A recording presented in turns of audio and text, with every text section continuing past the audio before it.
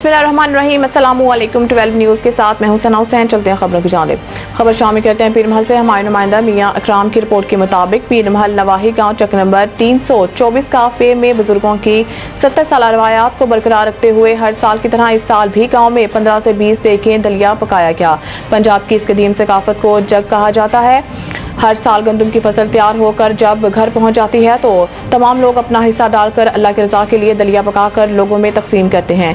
पूरे गांव समेत इर्द गिर्द के देहात से भी सैकड़ों लोग दलिया खाने के लिए आते हैं। इसके साथ साथ गांव की सड़क से गुजरने वाले हर मुसाफिर को रोककर दलिया खिलाया जाता है। आने वाले लोगों के लिए बाकायदा टेंट लगाकर इंतजाम किया जाता है और पीने का ठंडा पानी फराहम किया जाता है। इस काम को सर अंजाम देने के लिए गाँव के नौजवान लड़कों की एक टीम तैयार हो जाती है जो सामान इकट्ठा करने से लेकर दलिया पकाने और तकसीम करने तक अपनी खिदमात रज़ाकाराना तौर पर पेश करते हैं।